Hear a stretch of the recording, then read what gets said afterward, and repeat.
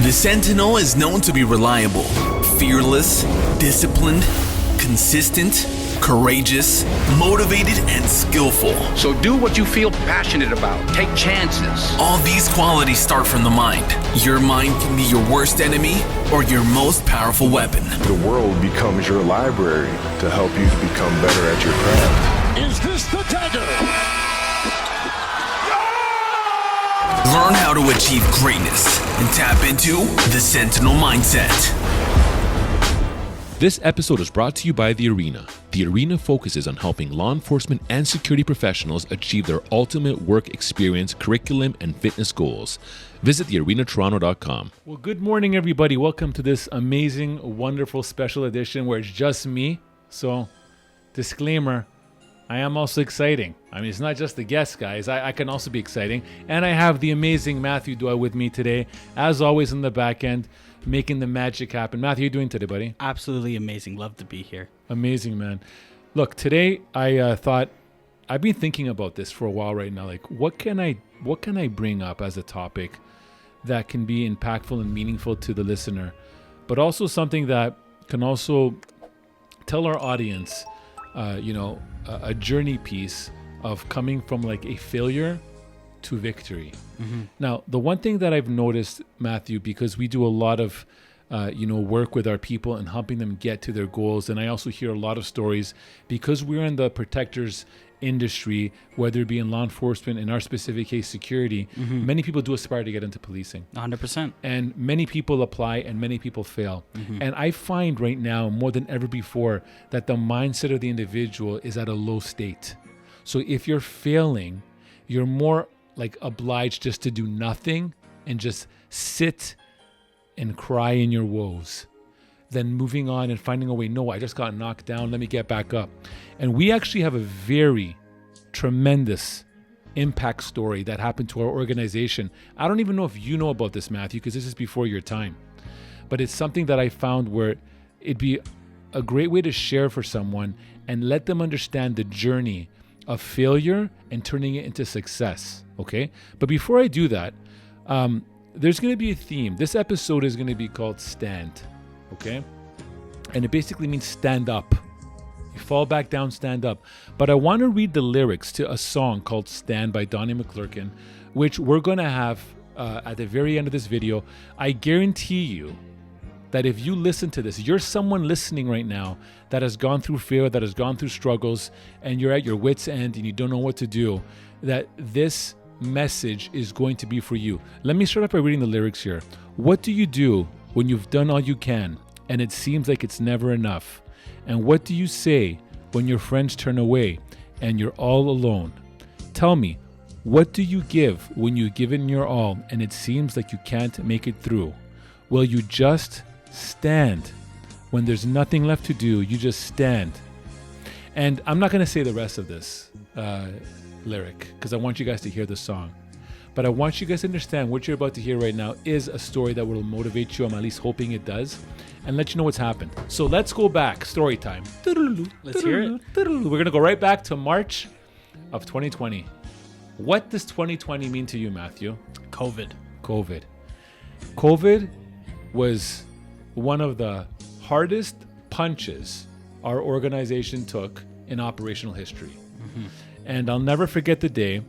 Maybe we can put up some pictures. I'm sitting down in our boardroom. Right in front of our TV screen, we have CP24 playing, and we're getting the announcements right now that, COVID is shutting things down. And we were getting phone calls, one after the other in sequence. Client one, hey guys, unfortunately we're closing our doors, because of the virus right now. This is what we're doing. And sure enough, over a period of maybe, 6 to 12 hours, we saw our entire business portfolio in the events and hospitality industry, which is our bread and butter, completely disappear. Gone. And I'm looking at the screen watching this, and I'm deep in thought thinking, what do we do? See, I'm the type of individual where I invite adversity. I invite obstacles to come in because I know they've defined me. However, this is something that I never experienced. all the work, all the buildup to put us in a place to where we are right now, to see it go and disappear in literally 12 hours it rocked my world. I'm sure. It rocked my world. So here we are now, lost all our business, and now we have to do the thing that I do not want to do whatsoever, and that is start calling or emailing our people that unfortunately we have to lay them off. Okay? And we had some incredible Sentinel 1 generation individuals. I say Sentinel 1 because many have moved on. But they were like, look, I'm fine. If I don't work for the next 2 or 3 weeks, even 4 or 5 weeks, we're fine. Give the hours to anybody else. Because we had some little things that were not in the hospitality event industry. And I thought that was very commendable of those individuals. But again, nobody knew that this was going to turn into a journey of over a year. Okay? Yeah. So I go home that night and I sit down and I tell my wife I'm in the basement of my home, and she can hear the quiver in my voice, and I'm very distraught by this. So I said, you know what? I'm not going to let this take me out.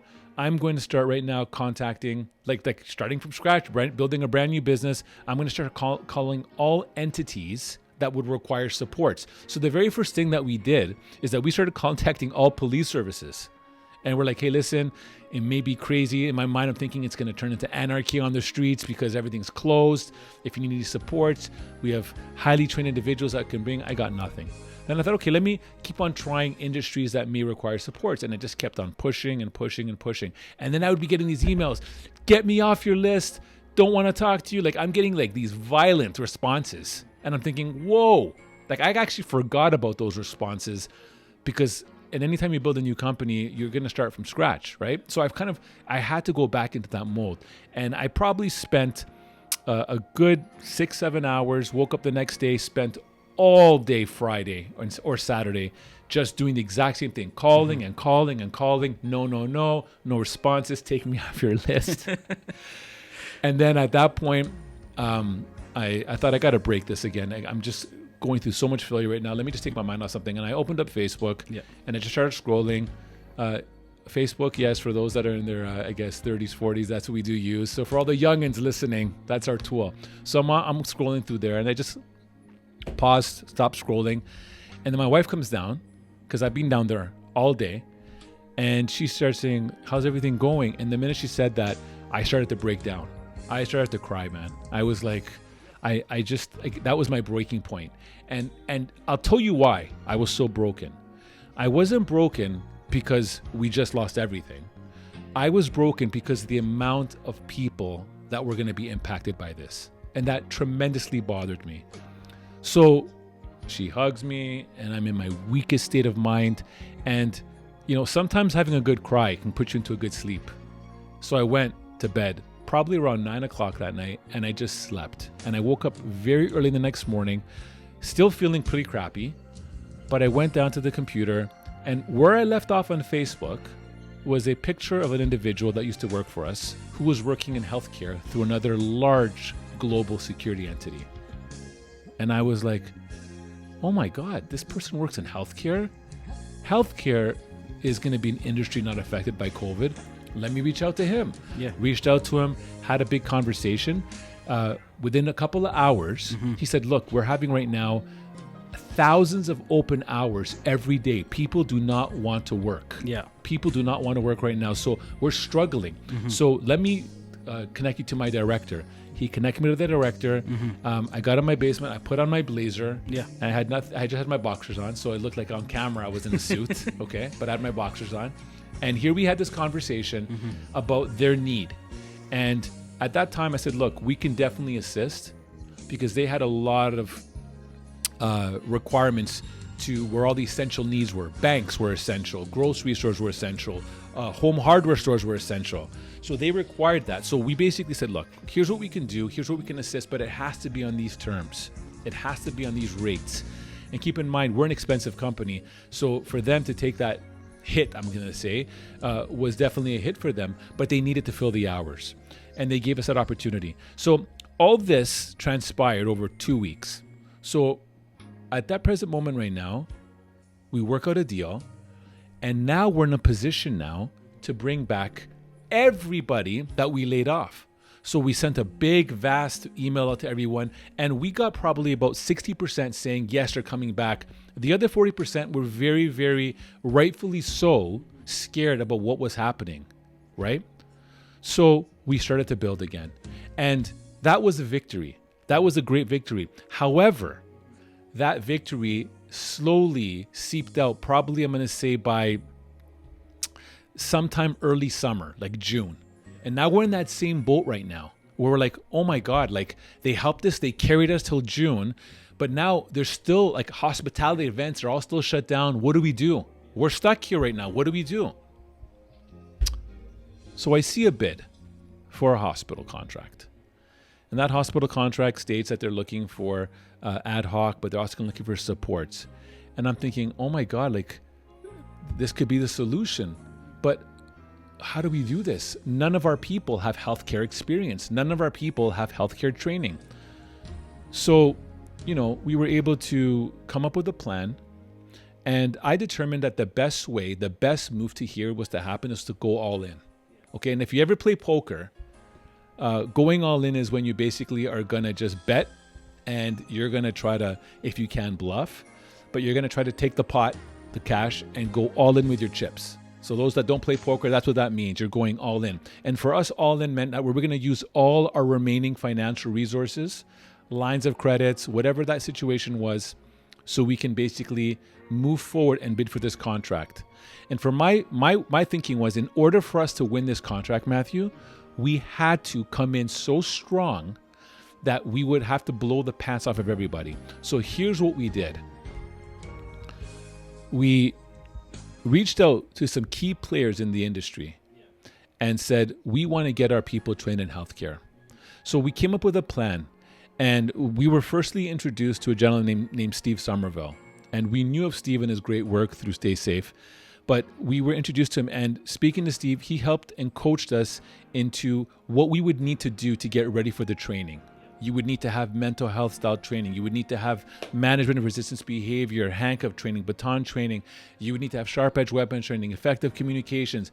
It was a catalog of training. And prior to that, I'm going to admit it, we were like many other entities that had very simple training. Our training that we created internally was more for the events world. Okay. And that was something that very much worked because we built a reputation on that. But for healthcare, we needed to go very, very legit. So the plan was, if we can't find money, if we can't find work for our people, let's just bring them on full time to come and train. And that's what they did. They came in Monday to Friday, scheduled into our office, and the government was giving some assistance, but it was minimal. But with that assistance, it helped with our finances, and we used all our reservoir in our funds to have people come in and say, what are you doing for a living? Well, I work to train, because that's what they were doing. Just like firefighters, whatever, like the SWAT team, they came in and they trained. And we did all those trainings that I referenced. And then we did something brand new that is now introduced into Stay Safe programming, and that is scenario-based training. So we would bring in actors and we would get them trained, and we would create these images that they're in a hospital. So we had a theater downstairs, and we had these images of like an ambulance or a hospital setting. And we basically had people come in acting as security, acting as patients, acting as mental health. And we would put them through all these scenarios. And we did this for like 3 to 5 months.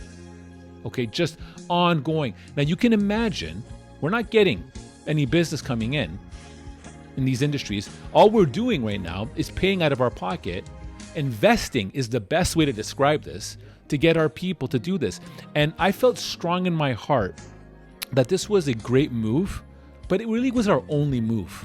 Okay, it was either that or we simply lay off everybody and just basically like turn the key and say it's done. And by the way, there was an element in my time frame where in my failure, where I was thinking, what am I going to do here? Maybe I should start looking for a job right now. Maybe this is time for me to move beyond. And when you're in failure, ladies and gentlemen, you're going to have everything thrown against you. You're going to have doubt. You're going to have changed perspective. That is your mind potentially working against you. But I pushed past that and said, no, we're going to make this work. So we got our people trained, and they got trained into every level of healthcare you can imagine, right down to an IHSS catalog, which is the International Association of Hospitals. It's like a big organization that has very specific training. Our people were trained to the nines. And we were doing this as an investment. And the reason why we're calling it an investment is because we were bidding on an RFP. And an RFP is basically a bid process where you're trying to compete against other people. And we were a company that had only events in hospitality and some residential, and bid on a healthcare contract. And all we could do was bring in a newly trained high-level individual. And I'll tell you this, the people are the most important part of the organization because they have to be adaptable for the training that they provided. And any good individual will adapt on any type of training and elevate themselves. So we did all this for 3 to 5 months roughly. I'm going to say that window. And we bid on the RFP, and I'll never forget the day, Matthew. I get a call from my accountant probably a month before we won the contract. And he says, Constantine, you're in your last bit of dollars here. You're probably good for one more payroll. Then you're going to go right into the red in addition to your line of credit. And just want to give you that heads up. If you want to bow out right now, I said, look, we've gone so far right now. Why stop here? And we kept on doing things like bringing in speakers from Kingston that were in levels of high-level directors because we needed our people to absorb the world they were going to potentially walk into. And then 2 weeks now, before we get the call, the accountant says, you guys are done right now. And I said, I'll give you my decision in the week. The next day, I get a phone call, and we won the RFP to a hospital contract, which I'm not going to reference just for confidentiality reasons, but we won that contract. And we were able to come in as a company that had zero healthcare experience, come into a healthcare setting, bring in our incredible people now with a new skill set, with beautiful new tactical uniforms, because we wanted to make sure whatever we do, that we're going to still provide that Sentinel excellence into it. And we came into the healthcare industry, and we did not just come in. We came in and we rocked the ship. So much so that we got feedback that a couple of months in, the code whites were reduced by 50%. Now, this is important to hear something right now. What is a code white? A code white is a high-level distress call that requires security immediate attention. And it could be from a mental health patient in distress. It could be from something bad happening. For us to be able to bring that down was a testament to the training, was a testament to the individual that had that training, and was a testament to the way the company was moving. And our people embraced it.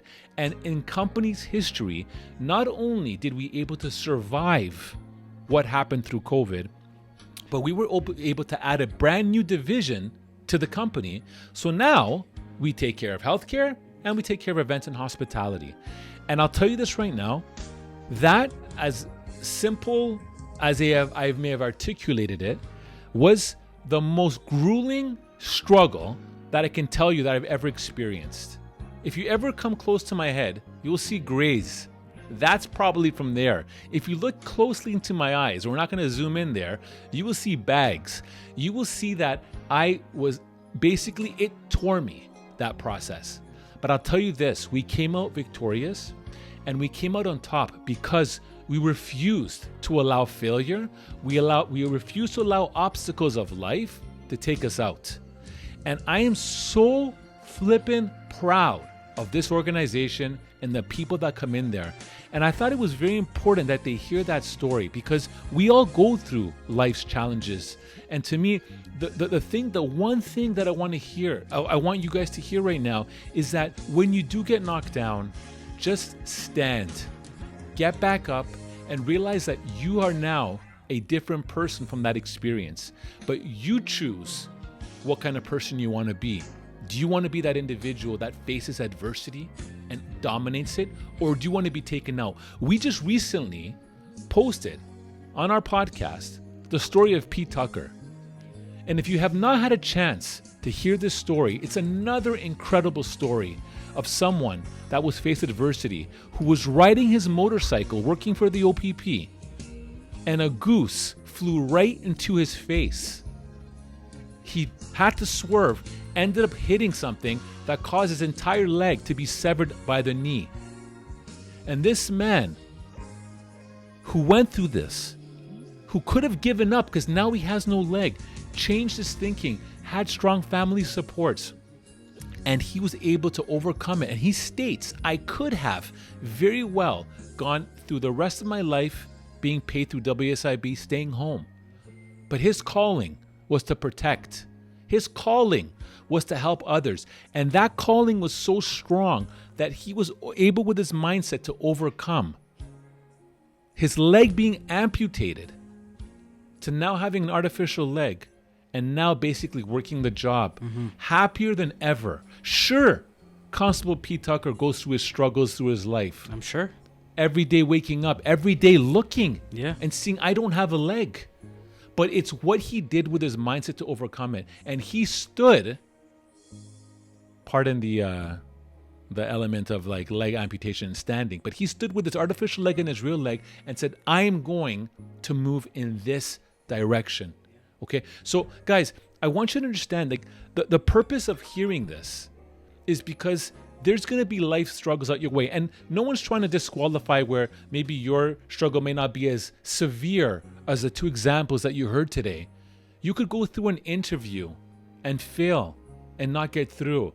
You could lose your job that you're currently in right now. You could go through a relationship breakup or a divorce or a separation. You could go through anything. How you navigate around that determines everything. And we as human beings are very resilient, where we need like almost challenges in life to define us. Because that what truly does define us is challenges in life. If everything was easy, imagine there was no problems, no conflict, no nothing. What kind of people would we be? How would we deal with situations? It's like almost like we need it. There was actually a podcast on Joe Rogan where he was talking about that, where how the human body's built around that. And I very much agree with him. We all can become better versions of ourselves and understand, embrace failure. Embrace it. Everything is for a reason. You probably heard that many times, Matthew. Everything's for a reason. Well, everything's for a reason. The truth of the matter is it is.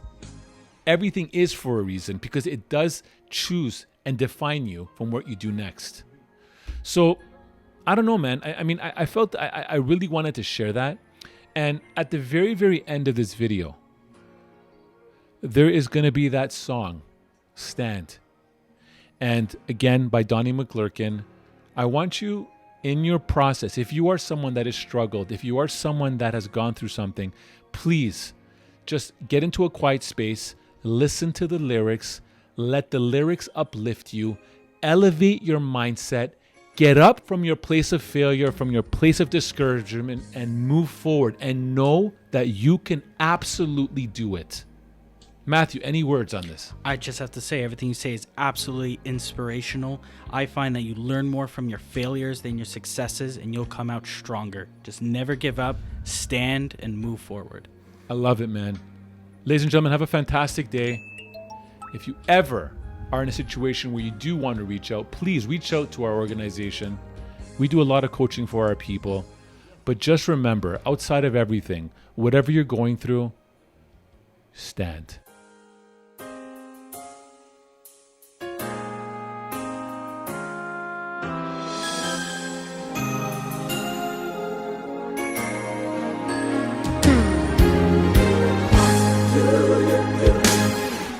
When you've done all you can, and it seems like it's never enough.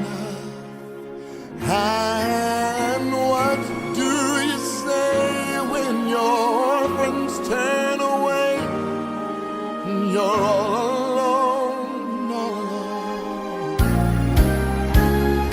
Tell me, what do you give when you're giving your all? Seems like you can't make it through. Well, you just stand when there's nothing left to do. You just stand, watch the Lord see you through. Yes, after you've done all you can, you just stand. Tell me, how do you handle the guilt of your past? Tell me, how do you deal with the shame?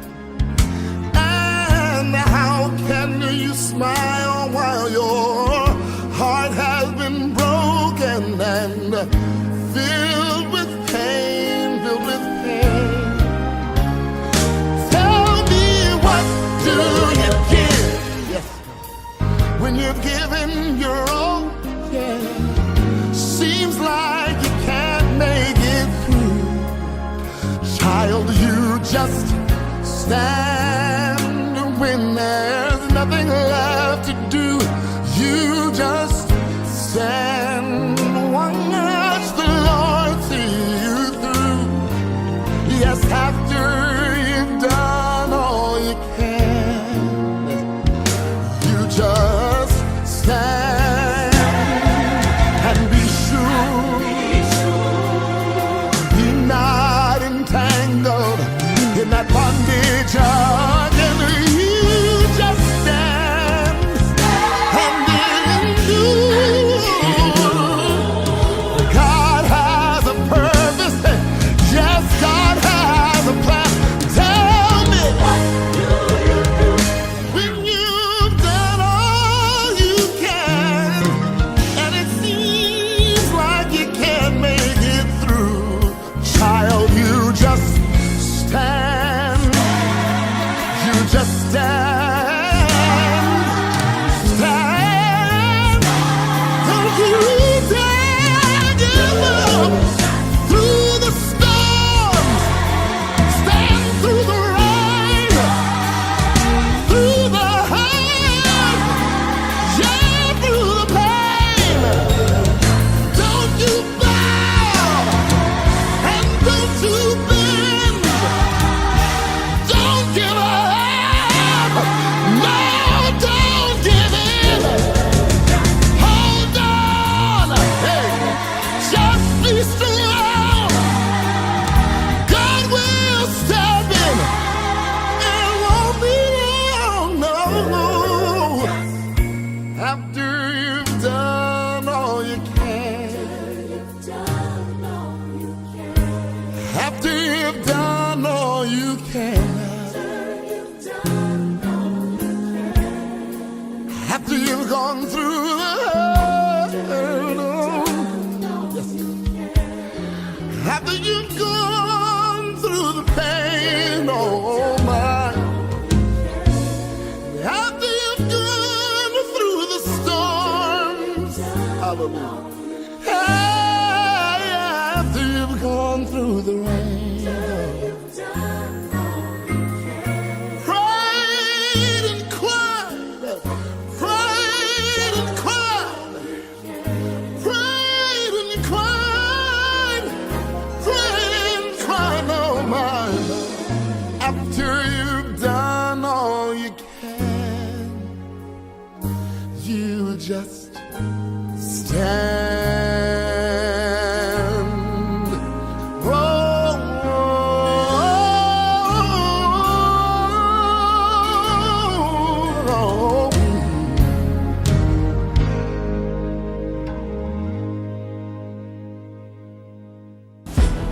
This podcast is brought to you by Executive Protection Lifestyle Canada.